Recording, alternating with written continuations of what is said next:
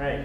I'm Kenneth Townsend. I work here at the college, and it is a true pleasure and honor today to introduce our Secretary of State in Mississippi, Mr. Delbert Hosemann. As all of you know, and if it's not marked on your calendar, mark it on your calendar right now. We have elections next Tuesday, right? Tuesday, November 6th, we have elections. And as all of you no doubt are aware, the Secretary of State's office plays an important role in maintaining the integrity of our election process here in Mississippi. And we're fortunate to have Delbert Hosemann with us today. He'll tell us a little bit about what he does at the Secretary of State's office and what we should expect as we move forward towards next week's elections. So without anything further, let me hand it off to our Secretary of State, Mr. Delbert Hosemann. Thank you. Thank you very much. Thank you. That's larger than my normal applause, but that's before I speak, so whatever. It's good to be back at Millsaps. I see my buddy David Russell is up here, member of your board. Thank you, David, for coming. I want to talk a little bit about what the Secretary of State does. It's interesting, I think, when we go to community colleges and universities to kind of see what we do. Most people don't know, and I will tell you, I did not know before I got hired, but I've learned a lot since then. And then we'll go through some surveys we've done about where you can go to work and how you can go to work. And then I want to answer any questions I can. So if anybody ought to have a question, we'll be happy to dig into it. I think the first thing that we'll talk about is what we do. And what we do, is that going to cut off? Is that going to cut off if I move around? What we do in no specific order is we start with the elections, which most people think is what we do. We don't conduct the elections as such. We train all the election commissioners, we train the circuit clerks, we maintain the statewide election management system, which is where 1.8 million of you are registered to vote. In that process of going about keeping up with the election process, we have fallen into the securing of the voter rolls, which has led me to a cybersecurity part of the Secretary of State's office. It's not commonly known, I don't think, until recently, probably the last 4 to 5 years, wasn't what we did most of that had to do with elections. During the McDaniel-Cochran race, there was a litigation about something called True the Vote versus Delbert Hosemann versus Secretary of State. They wanted your social security number, last 4 digits social security number, your date of birth, and your other information. I refused to give that to them. We went to federal district court, had a great long trial and whatnot, and a very good judge. Obviously, they ruled for us, so I thought she was great. But in any event, they ruled that yes, the state of Mississippi has a right to protect your personal information. So we declined to do that, and even later, a commission that was started by the President of the United States, President Trump, requested similar information, and we declined to give it to them as well. In that process, we began to look at cybersecurity. So this is the part that you may not know about the Secretary of State's office. As we looked into cybersecurity, we discovered that we were being attempted to hack into our information, your information, my information, thousands of times a day. And those were coming from bad actors from around the world, not necessarily Mississippi, in fact, very few from our state. As we got into the protectionist part of that, which is building firewalls and doing the information technology part of that, we recognized that this was systemic of a number of other things, and it's broken into 2 different parts. The first part is the part, the technical part, which you would understand, which is that we are protecting your information on a computer that's stored in our office that has a series of firewalls. We have geographic exclusions, we have all kinds of things. I went to the Department of Homeland Security in Washington back in, I think January was my first or second visit up there. Eventually I got a secret clearance, which as David Russell would know means I didn't look very far into my background. But in any event, they gave me a secret clearance, and now I meet with them on a regular way in a closed circuit secure TV setting out in the Mississippi Employment Management Area, MEMA, that is out near the airport. Those meetings are revealing in what is going on in the country and what is going on in our state. And we're very little different from North Dakota or New York or California or anywhere else. So we have the attempted penetration of our statewide election management system is ongoing. I spend time on that every single day. When we got into this further, as I realized this had to do with issues that affected the state. We briefed the governor, and we've gone through, and we have in fact begun a process with the National Guard, who has 11 men and women stationed at the National Security Agency, NSA. We have gotten in with them, private vendors and others, about protecting your information. And for those of you who are getting into the cybersecurity business, the only thing I can tell you is you will be well compensated and you have a lifetime career, because that's not going away in Mississippi, and it's not going away in the country. It has been a delicate balance between what they will tell me and what I can convey to the public. There is information that they remain classified, and we've had serious discussions about the ability for them to allow me to have declassified information. And in the last week and 2 weeks, that declassified information has become more available to me, so that I could then convey it out to our circuit clerks in our counties and our election commissioners. And we're ongoing with that. That whole process, that electoral process, has morphed from just training a few people now to really a cybersecurity industry. And I devote, I have 7 employees at the Secretary of State out of 100 that are involved with IT, 2 of which are dedicated solely to cybersecurity. So it's a growing menace and also a growing opportunity for the state.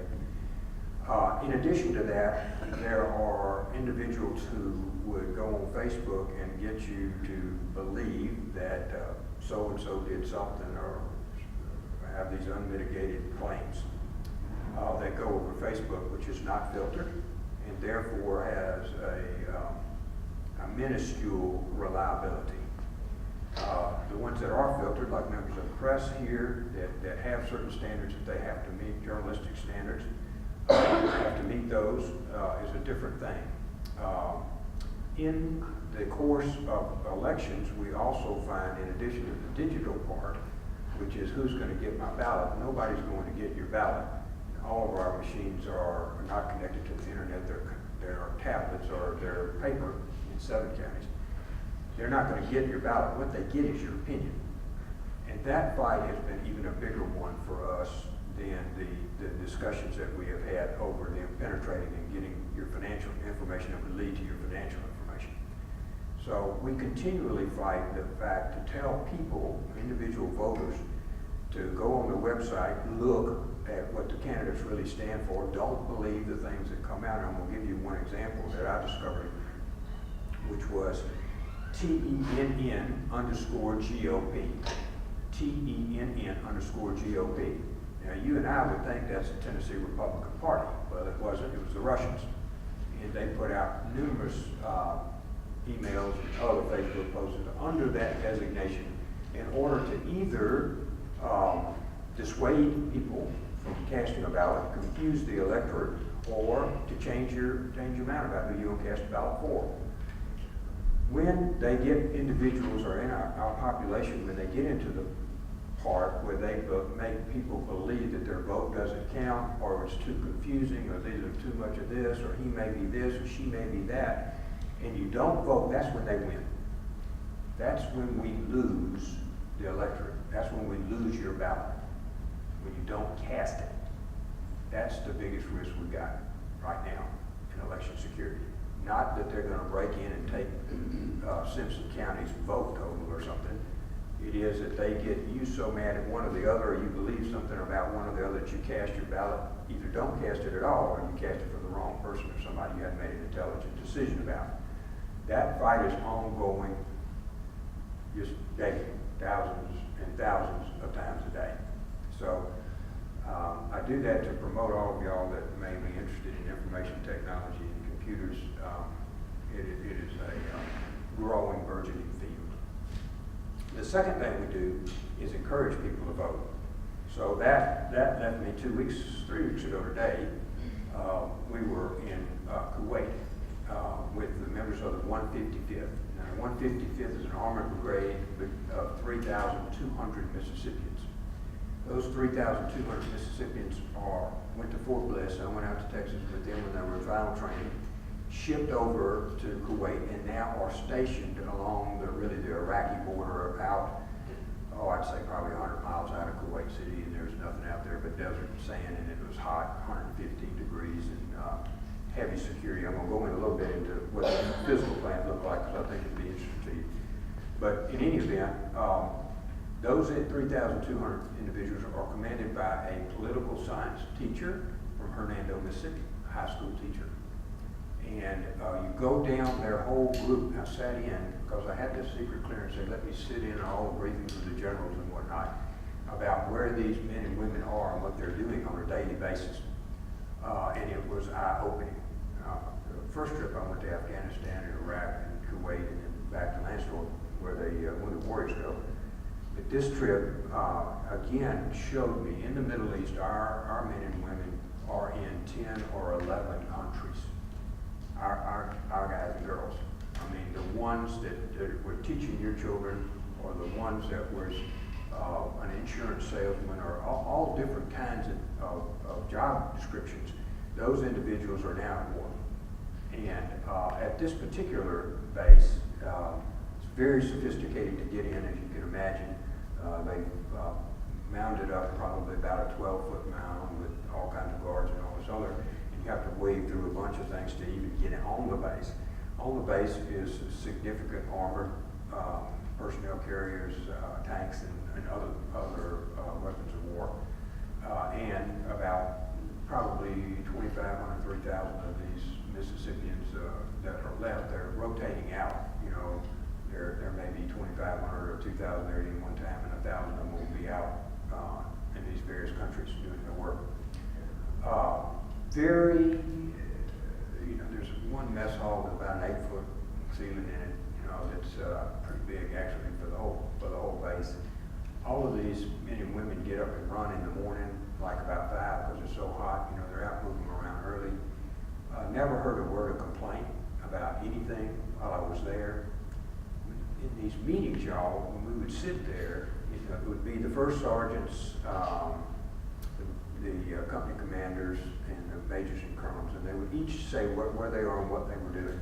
And those, of course, that's restricted, but so impressed that these people got up from Hernando and took 3,000 people to war. Now, a year ago, he was teaching school. And now he's got all of this responsibility about all these men and women. His first sergeant, this was, I think, his 3rd tour. These individuals in the National Guard go over about every 4 years. They leave. So there was about 30 or 40% that had been there before, and 60 or 70% that had never been to war before, but they're in war now. The scope of what they are doing was amazing to me. They took over for a full Army brigade, so they did the same thing as a full Army does. The National Guard is about half of the United States Army anymore. And on these rotations, they're taking full responsibilities for engaging everything you would anticipate.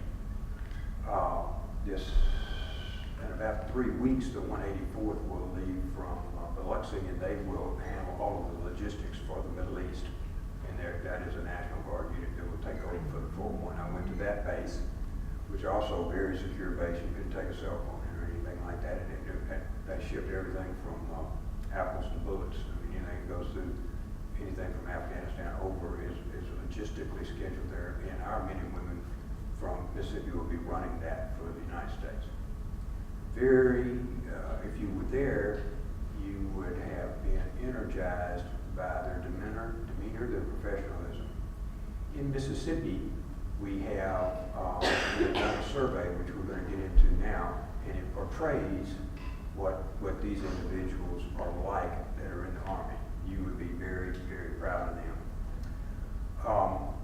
We also handle something called, we're the State Land Commissioner, and we handle about 1 million acres of land.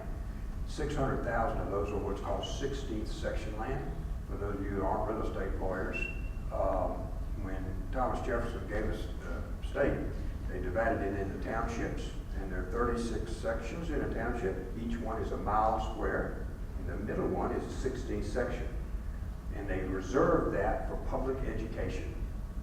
And on that, to give you some examples, the intersection of Highway 49 and Interstate 10 is 16th section land.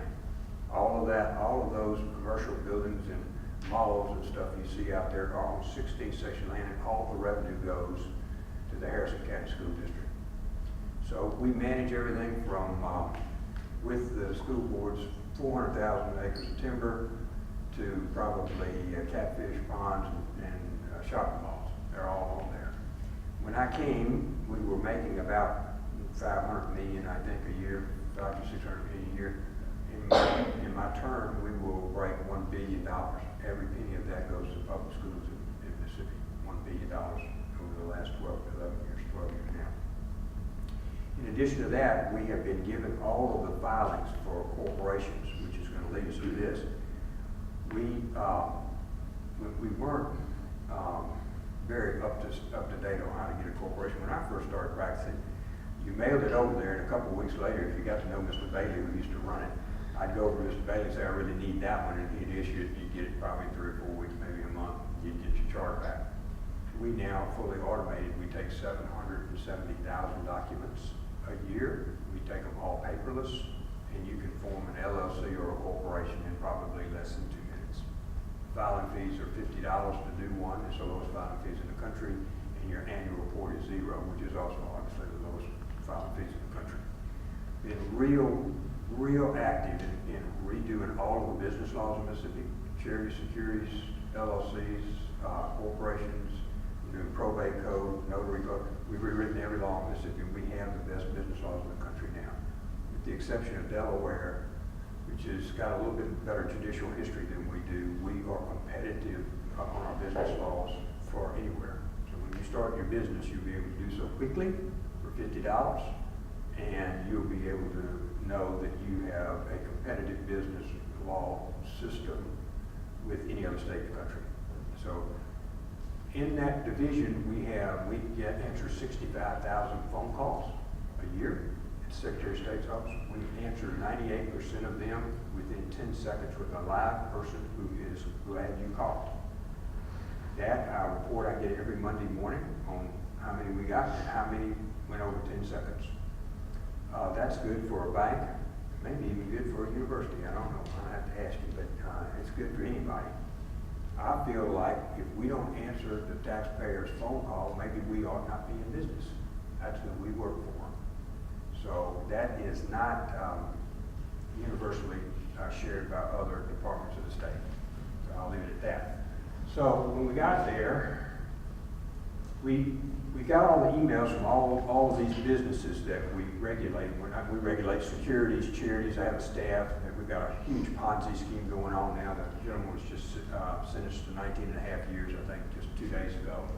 So we're involved in securities, charities, audits of a number of different companies and whatnot. So in November, I went back and we started asking businesses, what do you need? What do you want from the state of Mississippi? I thought that feedback was good. What we may think may not be what you need to prosper. So we came back here and we asked, what was the most important thing for your business? So, if you're starting a business here, you're fixing to go work for one, what's the most important thing you needed? It was clearly an educated workforce. Now today, I met with Linda McMahon, who is the head of the Small Business Administration for the country, appointed by the president. She and I met and went over some of these numbers because I think they're pertinent to any, certainly any southern state and maybe into the country about where we are. We're in the country, we're about 3.7 or 4% unemployment rate, and in Mississippi it's about 4.5%. Our workforce development, our workforce participation rate in Mississippi is 55%. It's one of the lowest in the country. That means 45% of the people between 17 and 64 are not gainfully employed. Educated workforce, by the same token, we have 50,000 jobs, more or less, that are unfilled in Mississippi. So what our goal is to take those 55% that are already working and up their educational level. I'll tell you how we did that here in a minute. And then the second thing was to take the individuals who are not participating in the workforce and bring them up, because our companies, the blues are LLCs. That would typically be smaller employees, less than 200 employees. And then the oranges are corporations. All of these are Mississippi corporations. Educated workforce, community support, competitor info, consumer info, and demographic info. So we started something called Y'all Business. If you haven't gone on there, you ought to. I've analyzed every county in Mississippi for not only their census data, but I bought the Target and Walmart data, I call it. I can tell you how many people own an iPad, how many people bought clothing, how many people drove down the street, what their education level is, economics are, where y'all's restaurants are. I can tell you more than you want to know about every county in Mississippi. It's on our website, Y'all Business, and it is free. It is the only one like it in the country. And we have won, I think, 5 or 6 national and international awards for it. Financial resources is your bankers and the SBA that I was talking about today. Infrastructure, you've read a lot about. Insurance, legal. You can see 1, 2, 3, 4, 5, 6, 7, 8. Lawyers come in 9th, which is pretty high for lawyers. Usually they're last. In this case, they came in 9th of what a business needs. But the other one on the job training, the one that was 11th was state and local government incentives. Then state tax structure. For small businesses in Mississippi, which most of these are, this state and local government incentives are not the main thing that causes you to start a business. And we have, prior to now, been of the concept that what we had to do was start by giving away the money. How much money are you going to give me to start? How much money are you going to start with this? We don't have to do that. What businesses want are the top 10, which includes a lawyer, before you get to this part, before you get to state and local incentives. So you'll see, as we go forward from here, that we have emphasized maybe a major employer getting a major sum of money, $100 million, $200 million and whatnot. Small employers and medium-sized employers getting very little of that. But in reality, none of them want anything but an educated workforce and a community that wants you to come there. That's the main thing. And for some reason, we got away from that. We went from 11 all the way to 1. The first thing we thought, we got to give them away money. And that's not the case. And when you give that money away, it takes it out of education. It takes it out of teacher salaries. It takes it out of health care. Those two are 60% of the budget. So LLCs, if you had an educated workforce, would you expand in Mississippi? Staggering. 50% of the businesses are expanding in Mississippi. So all of you that are working here and learning at Millsaps, if you got a job in Mississippi, just stay here. I want you to stay in Mississippi. 50% of our companies expand today if they had somebody go to work for them. Next one, please, ma'am. So that led us to May. And so I went back. We have been meeting with economic professors and others about what's the content of these, what are the questions I should be asking, what do they want to reply. And we had been talking about the first survey. So our Mississippi businesses stood up and said, well, we're really interested in this. We're going to start answering. 5,300 Mississippi businesses replied to the second one that we did. I'm going to go to the first one there, please, ma'am. How many employees are with your company? Green is LLCs, orange is corporations. So you can see 90% of these are small businesses. These are 50 or less employees in here. And then we had a few, I think it was maybe about 100 or 200 of them, or 51 to 200. So we had some major companies in here, but clearly over 90% of these are Mississippi small business. Next one, please, ma'am.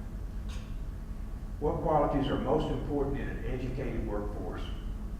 Now this is pretty surprising. Now you and I would have think, I want somebody that's really well versed in their computer. I want somebody with a technical, I want somebody, nope. In Mississippi small businesses, they want you to have a work ethic first. Then they want you to be honest and be able to communicate. Have a work ethic, be honest and be able to communicate. What they want you to do is be able to pass the drug test and the other things to get into being an employee. They want you to come to work, give an honest day's work, and they want you to be able to talk to your fellow employees. They want you to be honest with them. Technical skills were less than 15% of what employer Mississippi wants. And this is May, so this is 6-month-old data. This is real-time stuff. And with 5,000 of 100 and something thousand, This is statistically, I know y'all do the Millsaps survey and everything, this is about within 1 or 2% standard deviation to have this many businesses say this much about it. So look at what they want. They want work ethic, they want honesty, they want communications. And somebody asked me, they said, look, the schools need to come up and start teaching these people. I said, schools aren't responsible for people being honest. That's a personal trait. So you're not going to blame this on the high school not participating. Work ethic and honesty, work ethic, we may be able to help you. Paper needs to be on time, you need to show up for class, whatever. But honesty is not something we teach in the school system. In Mississippi, 91% of our kids are educated in the public school system. So if public education doesn't work in Mississippi, then nothing works. So if you go through this thing, you look at what they're looking for, and some of these skills need to be honed in addition to and outside of the actual public school system. Next one, please.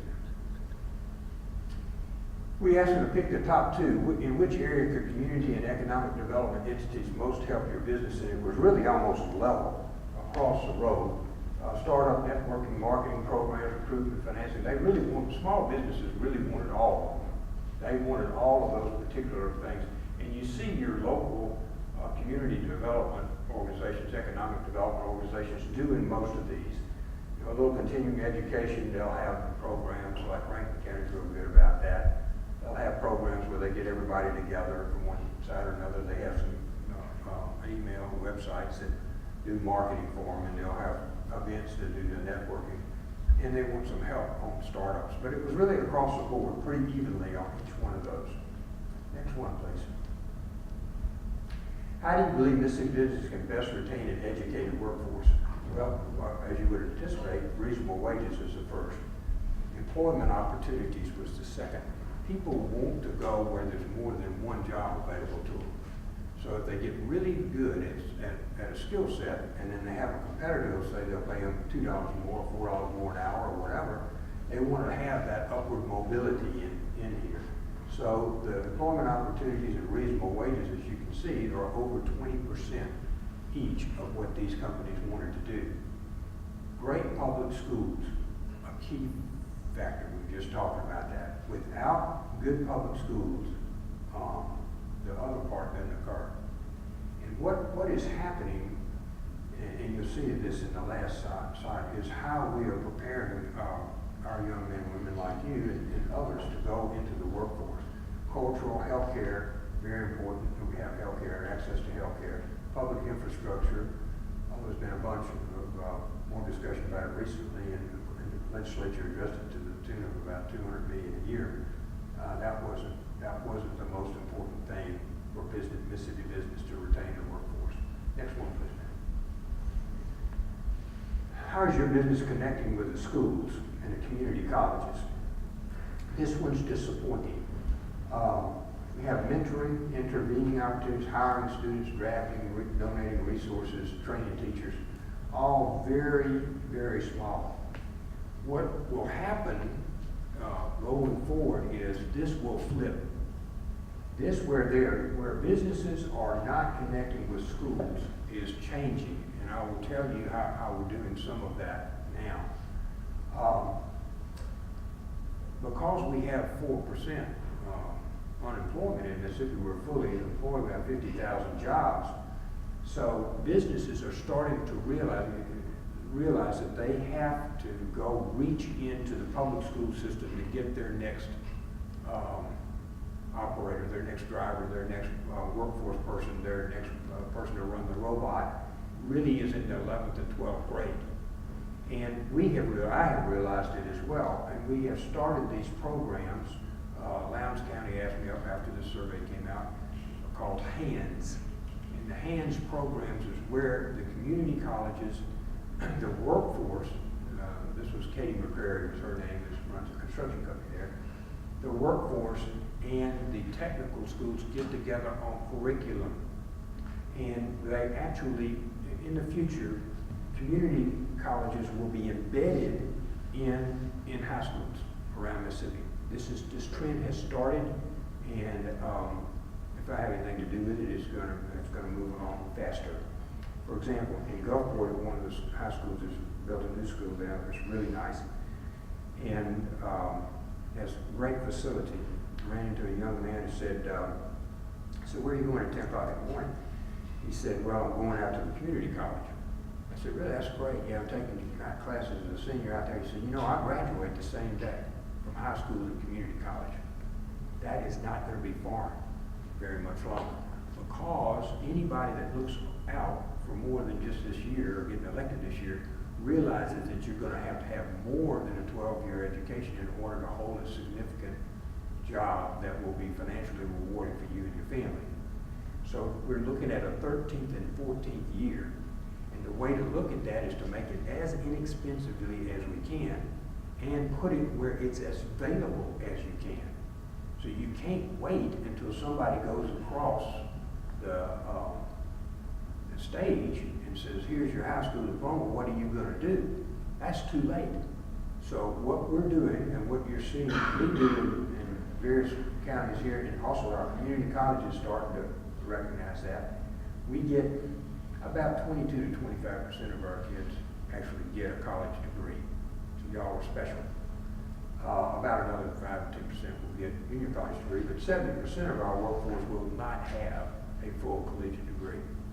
So with that, they have to have significant substantive employment, and the way we're going to do that is give them that incentive to know that the senior year is just not about who you go to the prom with. It's about establishing a skill set. Like in Baldwin, where we were, they have built a little metal building across there. You go in, it's exactly the same as a Toyota Tier 1 supplier, and they have a robot. And they're taking young men and women, they're in between their junior and senior year, putting them out there, letting them run the robots, work for the summer in the factory, come back, learn their skills and their computer skills, and go to work for them at $17 and $18 an hour plus benefits to start. And they're 18 and 19 years old. So this part where businesses have realized that they're in competition for good employees that are honest, integrity, with communication skills. Before, when they realize that, they're going to go embed themselves into the high school system, because that's where the workforce is. That and the ones that are not currently participating, retraining the workforce that we can to go get involved in. This will change. Is your business interested in partnering with education entities at any level? Only 30% of those left. This will change too, because they won't survive without an educated workforce. They won't survive without having a good workforce. And sometimes when you go and drop in a whole big giant new company, where do they get their employees if we're at 4%, 4.5% unemployed? They plagiarize them from small employees, small employers. That's where they get the workforce for, well, who's filling the gap? That's why we have 50,000 jobs that are wanting right now in Mississippi. So what you'll see here is your business interest in partnering, that is going to change to where more than 50% of them are. Because otherwise they're not going to survive. They're not going to find that educated workforce. Next one, please, now. So, clearly to us, to me anyway, going forward, the future involves an educated workforce. And that's where we need to spend the most of our time. Now that starts not, and even in the first grade, it starts at 4 and 5 years old. And the ability, some counties have pre-K, others do not. It's just an elective process, it's not that good. Our community college systems and our university systems will need to rethink what they're doing in regards to their participation in the workforce. For example, if somebody told you that you were going to build a restaurant, but only 20% of the people could come eat there, you say, man, that's too small a group. We need more. That's what's happened to the universities. Only 22% of them get a college degree or a university degree. So when they need to think about not only producing the best engineer or the best whatever they're doing, they also need to be thinking about how am I going to take that senior and get him 1 or 2 years to have him or her qualified to get a meaningful position at $20 and $25 and $30 an hour. And I will tell you, if somebody came to you and said, I'm going to make an economic decision. I want to decide whether to be a plumber in Jackson or the Secretary of State. I'd say you need to be a plumber. You'll make a lot more money being a plumber. And that is accurate. Skills, those hand skills that we need. One group told me that they're heavy construction crane people. The average age of their employees is 55. Average age is 55. They can't find workforce that'll go run a crane at $25 to $30 an hour. They'll pay them $60,000, $70,000, $80,000 a year. Some of them make more than $100,000 a year. Being that technical skills. So our focus that is somehow not equivalent to being a lawyer. You say lawyers were nice. Not equivalent to being a lawyer or something is a misnomer, and we need to go back and create the fact that hands work is critical to our country and critical to providing economics and also much meaningful employment. Okay, on elections, we are at, there we go. This was abysmal here. The party primaries, we had 13% of people vote. It's just awful. I have been opposed to being involved in party primaries. I don't think you need a Republican running the Democratic primary. I think that's just an opportunity for mischief. And I'll go back to George Washington, about parties. We need to let them do their own thing. So they did, and they jetted down a whopping 13% of the electorate came and voted in their party primaries, and several of them, for example, the Democratic was very heavily contested. So they had 245,000 people. Not very good. New voter registrations have increased. These are new numbers. This just came off, literally off the press here. Leo was pulling these. In 2018, we have had 31,343 people registered to vote. And that, as I looked at it across the counties, is all the way across the counties. In 16, the presidential year, we had 44,000. In 14, which was another midterm, we had 10,271. So we've got about a 300% increase in people registering to vote. Now, as I said, this all the way across all the counties, so I can't tell whether that's a Democrat wave or a Republican wave or whatever, but it seems to be a wave all the way across Mississippi that we have 3 times as many people as we used to have new registrants. Next one. Mr. Secretary, you may want to mention that this is September 1 to the registration date. Right. So it's just a month. Yeah, you got that's right. You have to be registered by October 6th or 8th, one of those. Then absentee ballots. This also is new. This is as of this morning. Did you pull it this morning? So 2018, 57,706 people have asked for an absentee ballot in Mississippi. And the presidential year is 112,000, and a normal mid-year is 25,000. So we are about double the number of absentee ballot requests. Now, not all of those will come back in. Probably 90% of them will actually be returned to the clerks, and they're in process of putting those in now. So you can clearly see we probably will have about 50,000 absentee ballots at the end of the day. Turnout in 16 was 64%, with all those numbers that I showed you, the 112,000 absentees and whatnot. In 14, it was 33% in the mid-year. So obviously we are somewhere in between that for this year. Most likely it is there will be a runoff in one of the Senate seats. All right, anything else on that, Lee? You did a good job with all that getting up to date today. Is that the last one we have? Okay. I'm going to stop for a minute and ask if there's any questions about anything that we talked about. I'm happy to get into the economics, the business, the electoral, all the other stuff that we kind of do. Any questions about what we're doing? Well, you're moving around. Yes, sir. I've got a question about runoff elections in general. Okay. One thing that's always frustrated me about the way Mississippi elections are conducted is that the trend has been over the last 50 to 100 years, states phasing out runoff elections, just letting the winner, the person who is the plurality of the vote in the party primaries and the general election simply win the election. And the frustrating part of me, if you look at it, the runoff tends to have fewer people voting than the original election. So we're basically electing the winner of various nominations in the primaries and general elections based on the smaller level of participation. Do you foresee any chance in the future of the legislature acting or state political leaders and party leaders acting to move away from runoffs like other states? Well, that's only partially accurate in regards to how this works. If you remember, Senator Cochran got elected to the United States Senate with less than 50%. At that time, Mr. Evers ran against him, and he also had a Mr. Winter. So at that particular time, when you have had a party primary, then the winning number wins.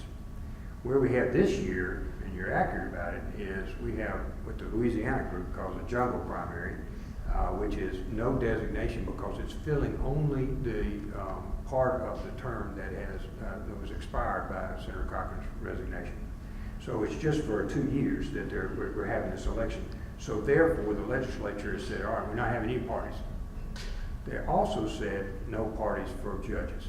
Now, all the judges are on this time. You'll see Chancery Circuit, all the judges are only about 30 are actually contested, but your judges don't have a primary. So they have vacillated in here a little bit about what you're talking about.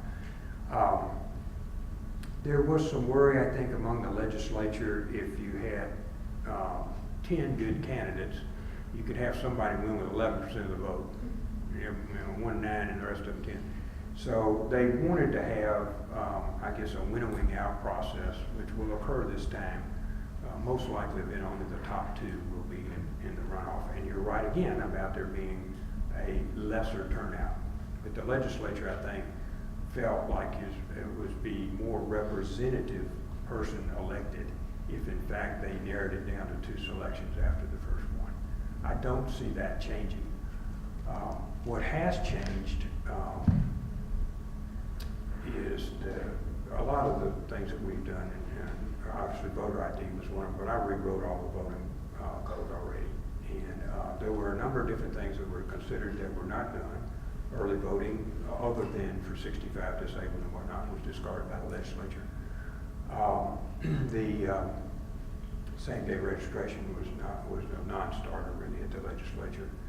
I'm trying to think of other issues they addressed at the time, but voter ID was a constitutional amendment, which we handled, and we were the only state that didn't get sued over voter ID. Now, we're one of, I think, about 30 states that have some form of that. Ours is a photo ID, so it's probably about a dozen states that have that. We also, last time, had no federal observers. 21 states had federal observers to make sure that the election went smoothly and nobody was disenfranchised. Mississippi wasn't even on the list. So we've come a long way in our process about what we're doing. And you still see them fighting in Georgia. Like in Georgia, they made them, I don't know why they did this, but they made the voting registration comply with what the Highway Patrol driver's license was. Well, I mean, I can just tell you, I'm Delbert Hosemann it'd be Charles Hosemann. We got a bunch of buddies, Billy, and, all kinds of stuff. So I don't know that they'd ever match up in Mississippi. Probably half of them would match up. So that caused a big stir over there. We don't do that here. We don't have that kind of match or anything like that. Everybody that registered to vote 30 days out is on the voter rolls within 14 days. So we don't do that. We're a lot better than most. And I saw in your Millsaps poll, I think we talked about it a second ago, there's 81% of Mississippi is now favor of voter ID. It's the most contentious thing. When I took it on, they had members of the legislature just literally had fights on the floor over it. But now, smooth enough, we have 6,700 IDs issued. I don't know that we're going to change much in our voting stuff, particularly not this year's election year, so nobody should really mess with that. Everybody kind of knows where they're going. But in the future, I think they'll look at some others. We are not secure enough to have like an online registration. I'm just telling you, every day I'm up in it with the Department of Homeland Security or with others or with our cyber. When I leave here, I'm meeting with our cybersecurity team. And if you think that's secure, ask Secretary Clinton or the FBI or everybody else that broke Target or anybody else that broke into. I just don't know that we're ever going to be in a position that I can uniformly say without you showing up somewhere and let me see your face that we're going to allow a bunch of people to register. Yes, ma'am. Hi, thank you for being here. I'm interested in your thoughts about the distinction between absentee voting and early voting. I think Mississippi is one of about 13 states that doesn't use the language of early voting. But as I understand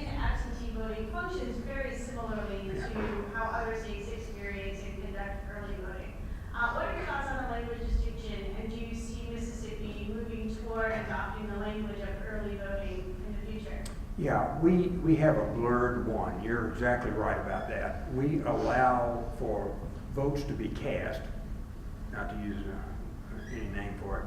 We allow votes to be cast if you're disabled, over age 65, out of the county. And I can't tell you, in some counties, I wonder if anybody's there to run the convenience store because I have a whole bunch of people that are out of the county, whatever. So we see an increasing number of individuals casting their votes personally absentee at the courthouse. In the last time that was considered, when we were talking about early voting as a moniker, when that was considered the last time, there was a good bit of pushback from Tennessee's experience.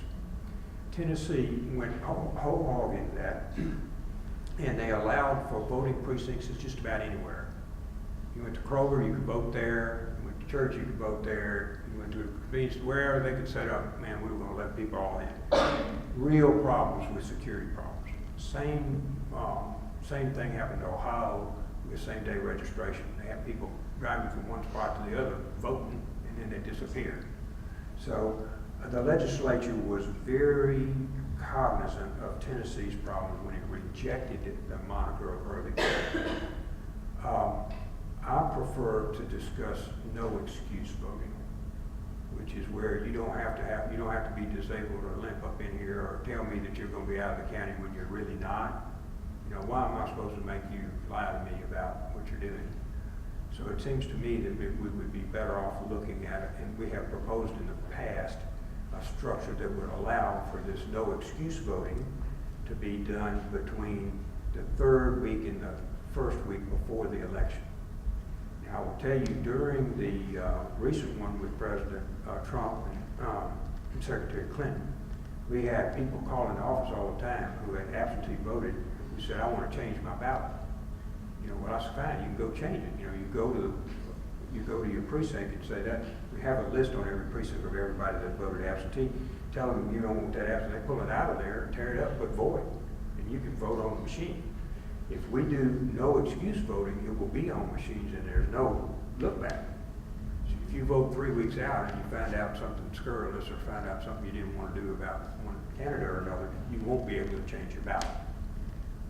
People need to understand that there is a give and take with that.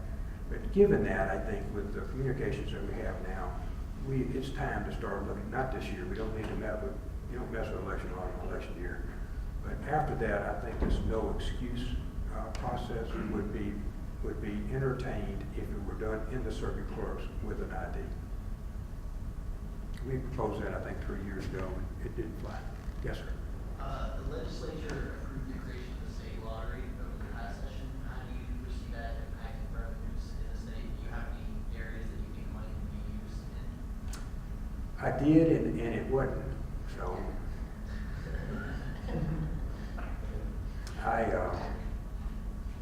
infrastructure was a definite need. I thought that, to me, the most important person in the education scheme is a person standing in front of that student.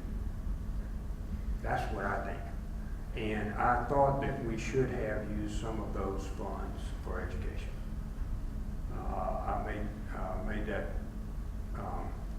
point to a number of different people. I think, and I'm hopeful in the next session that will now be addressed. There was a good bit of pressure, as you know, for doing the infrastructure part, clearly needed. And it is sporadic through the state. Some counties have taken really good care of their stuff, others have not. So why did they do that? Well, the supervisor didn't want to raise the ad valorem taxes, so they let the bridges go down, and now they want Jackson to pay for it. So there's some of that going on. So there's some mix and mingle here, but in the lottery bill, I would have preferred for some of that to be designated to education. Now, it's the part above 80 million is to go to education. We may make that. We may make some of that. If you look at the lines in Louisiana, we may make more than 80 million by the time. So, but that's still at least 2 years away. Other questions? Yes, sir. Yes, I recently voted by absentee ballot. What would happen if I attempted to vote again? You'd go, if you went, well, first we'd arrest you, for sure. So that fellow? If you go to the polls, your name will be on a sheet that is attached next to where you register. And on that sheet will have your name and anybody else who voted absentee. If you tell the clerk or the bailiff, I would like to remove my absentee, they shuffle through to the box. So we send them, all absentees are sent out. This was a big controversy at one point. They're sent out to the precinct. So your ballot's in that precinct that you would normally go to. It's supposed to be there, and most 99% of the time it is. You can pull it out, they will write void on it and give you a ticket to go vote. So you can get yours back, but that won't occur if we do this out there. Any other questions? I'm glad y'all talking about voting. Yes, sir. We, on the plans for today, canvas, our student canvas, and that didn't happen.